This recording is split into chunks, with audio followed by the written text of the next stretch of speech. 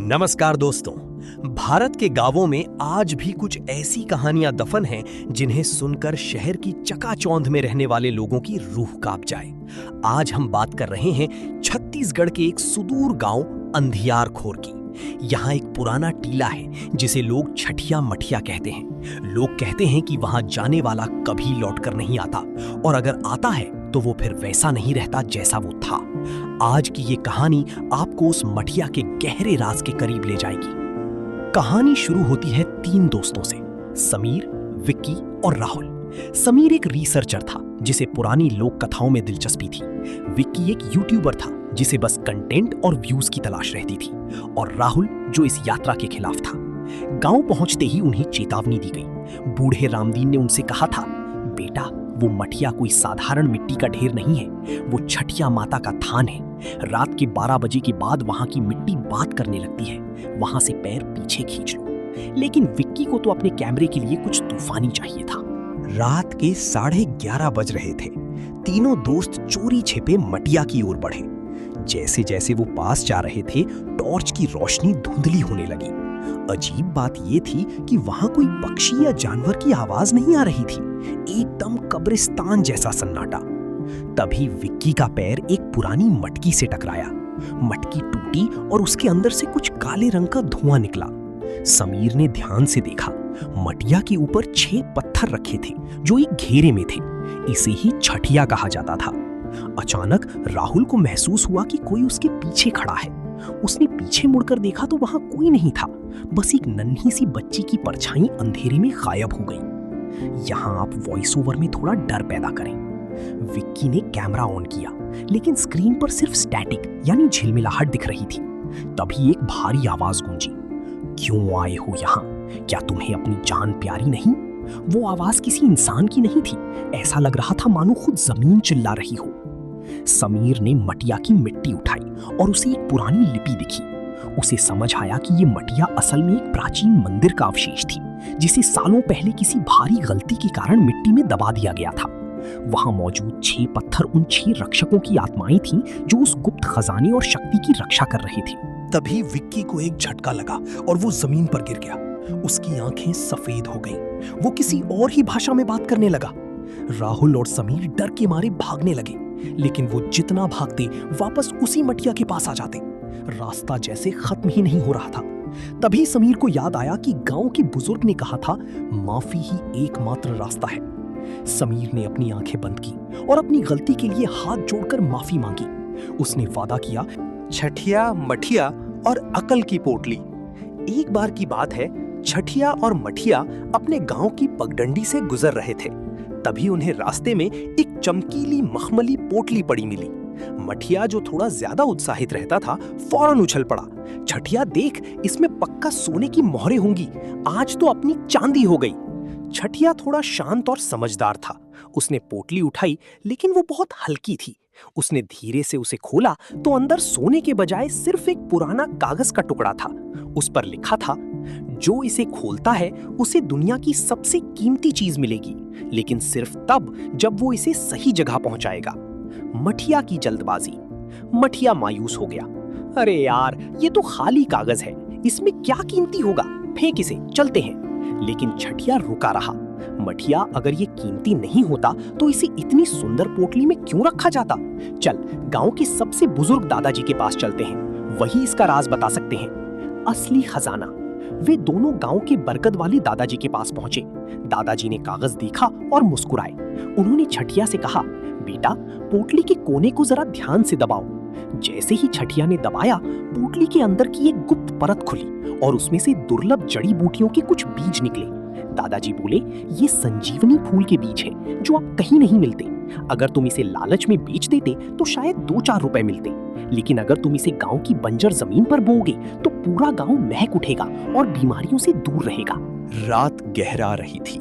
विक्की ने अपने ट्राइपॉड को मटिया के सामने सेट किया और फ्लैशलाइट ऑन कर दी। समीर अपनी डायरी में कुछ नोट कर रहा था, जबकि राहुल का मन अभी भी अशांत था।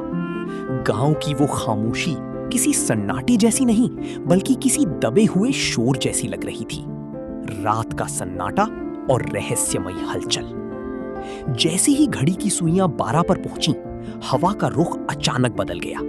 विकी कैमरे के लेंस को एडजस्ट करते हुए फुसफुसाया, दोस्तों, व्यूज का रिकॉर्ड टूटने वाला है।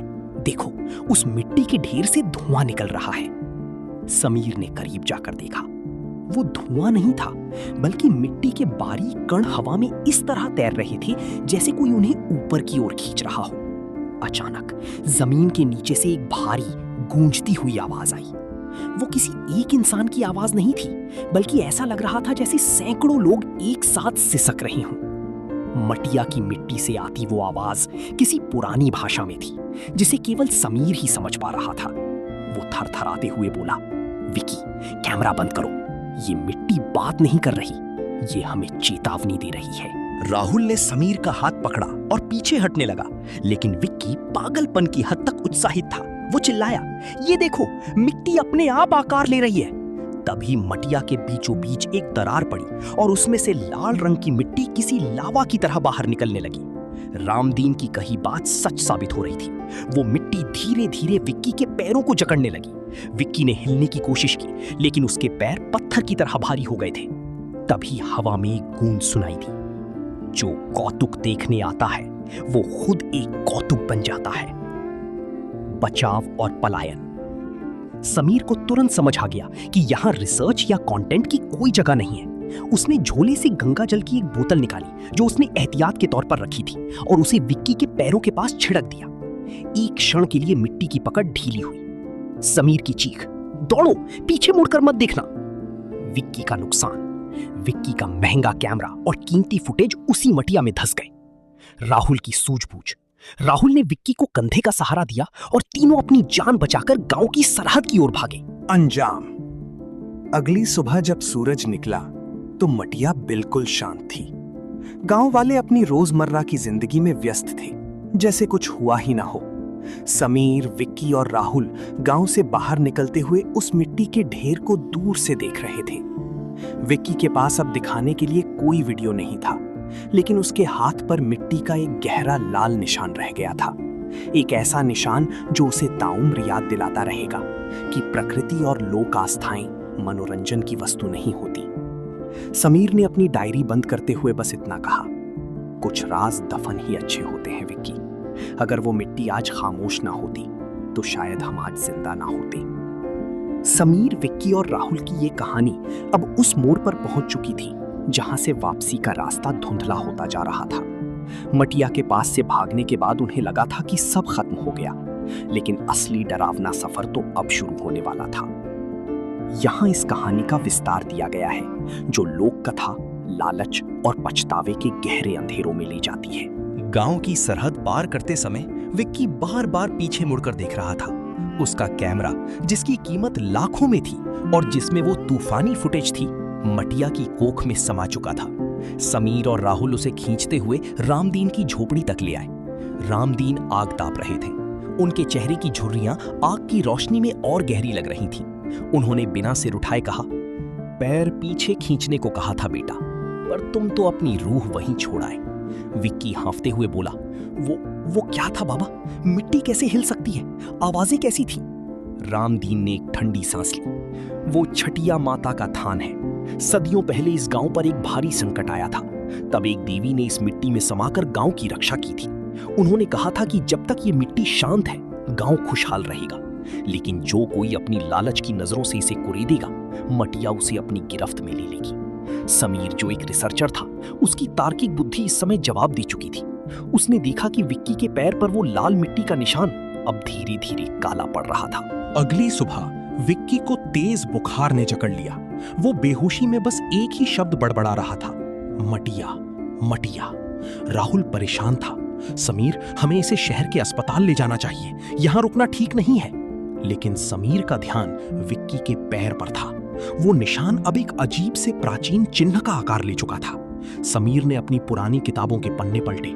उसे समझ आया कि ये कोई साधारण चोट नहीं थी, ये मटिया का बुलावा था। गांव के लोग अब इन तीनों को अजीब नजरों से देखने लगे थे। रामदीन के अलावा कोई उनसे बात करने को तैयार नहीं था। समीर को लगा कि अगर उन्होंने कुछ नहीं किया तो विक्की कभी इस गांव से बाहर नहीं निकल पाएगा। आधी रात को अचानक विक्की अपनी खाट से उठा। उसकी आंखें पूरी तरह सफेद हो चुकी थी। वो बिना कुछ बोले झोपड़ी से बाहर निकलने लगा। राहुल ने उसे रोकने की कोशिश की, लेकिन विक्की में इस समय एक अलौकिक शक्ति थी। उसने राहुल को एक झटके में पीछे धकेल दिया। समीर चिल्लाया, राहुल टॉर्च उठाओ, वो वापस मटिया की तरफ जा रहा है। गांव का सन्नाटा अब और भी डरावना हो गया था। कुत्ते रो रहे थे और हवा में एक अजीब सी सड़ांध थी, जैसे पुरानी गीली मिट्टी की गंध। समीर और राहुल विक्की के पीछे भागे। विक्की ठीक उसी जगह जाकर रुक गया जहां उसका कैमरा गिरा था। वहां की मिट्टी अब उबल रही थी। विक्की ने अपने हाथ मिट्टी में डाल दिए और पागलों की तरह खोदने लगा। समीर को एहसास हुआ कि विक्की असल में कैमरा नहीं ढूंढ रहा था, बल्कि वो किसी और चीज के प्रभाव में था। समीर ने अपनी रिसर्च के आधार पर मंत्रों का जाप शुरू किया, जो उसने पुरानी लोक कथाओं की किताबों में पढ़े थे। विक्की, रुक जाओ, अगर तुमने मिट्टी के केंद्र को छू लिया तो तुम हमेशा के लिए इसके रक्षक बन जाओगे, समीर ने चेतावनी दी। तभी मटिया से एक आकृति उभरी। वो धुंधली थी, लेकिन उसका आभास प्रचंड था। गांव वालों की मान्यता के अनुसार वो छठिया माता का पहरेदार था। उस आकृति ने विक्की की ओर हाथ बढ़ाया। राहुल ने हिम्मत जुटाई और विक्की को पीछे से जकड़ लिया। समीर, कुछ करो, विक्की अंदर धंस रहा है। समीर ने याद किया कि रामदीन ने शुद्धिकरण की बात की थी। उसने अपने झोले से वो मिट्टी निकाली जो उसने गांव के मंदिर के पास से उठाई थी। उसने वो मिट्टी विक्की के चारों ओर एक घेरे में छिड़क दी। मिट्टी के छिड़कते ही एक तेज धमाका हुआ। विक्की जमीन पर गिर पड़ा। वो काली आकृति धीरे धीरे वापस मटिया में विलीन हो गई, लेकिन कैमरा अभी भी बाहर नहीं आया था। विक्की के हाथ की खाल छिल चुकी थी, लेकिन उसकी आंखों की सफेदी गायब हो गई थी। आवाज आई, लालच का मूल्य चुकाना पड़ता है। सुबह होते ही तीनों ने गांव छोड़ने का फैसला किया। विक्की का करियर, उसका कैमरा और उसका अहंकार सब उस मिट्टी में दफन हो चुका था। उपसंहार, एक नया नजरिया। शहर वापस लौटकर विक्की बदल गया था। उसने YouTube छोड़ दिया और अब वो समीर के साथ मिलकर प्राचीन स्थलों के संरक्षण पर काम करने लगा। वो लाल निशान उसके पैर पर आज भी है, लेकिन अब वो उसे दर्द नहीं देता, बल्कि याद दिलाता है कि दुनिया में कुछ चीजें कंटेंट से ऊपर होती हैं। समीर ने अपनी डायरी में आखिरी लाइन लिखी। तभी विक्की को एक झटका लगा और वो जमीन पर गिर गया। उसकी आंखें सफेद हो गईं। वो किसी और ही भाषा में बात करने लगा। राहुल और समीर डर के मारे भागने लगे, लेकिन वो जितना भागते वापस उसी मटिया के पास आ जाते। रास्ता जैसे खत्म ही नहीं हो रहा था। तभी समीर को याद आया कि गांव के बुजुर्ग ने कहा था, माफी ही एकमात्र रास्ता है। समीर ने अपनी आंखें बंद की और अपनी गलती के लिए हाथ जोड़कर माफी मांगी। उसने वादा किया कि वो इस जगह की पवित्रता को भंग नहीं करेंगे। अचानक एक तेज हवा चली और सब कुछ सामान्य हो गया। विक्की होश में आया, लेकिन उसे कुछ याद नहीं था। अगली सुबह जब वो गांव लौटे तो उन्हें पता चला कि वो पहली बार नहीं था। छठिया मटिया दरअसल प्रकृति का एक संतुलन है। जो श्रद्धा से जाता है उसे शांति मिलती है, और जो अहंकार से जाता है उसे मटिया अपने अंदर खींच लेती है। दोस्तों, आज भी वो मटिया वहां मौजूद है। वैज्ञानिक इसे सिर्फ एक टीला कह सकते हैं, लेकिन गांव वालों के लिए वो आज भी एक जीवित शक्ति है। आपकी इस बारे में क्या राय है? क्या आपको लगता है कि मिट्टी में भी रूह होती है? कमेंट में जरूर बताएं। वीडियो पसंद आया तो सब्सक्राइब करें सदिया भाव को और बेल आइकन दबाएं। धन्यवाद।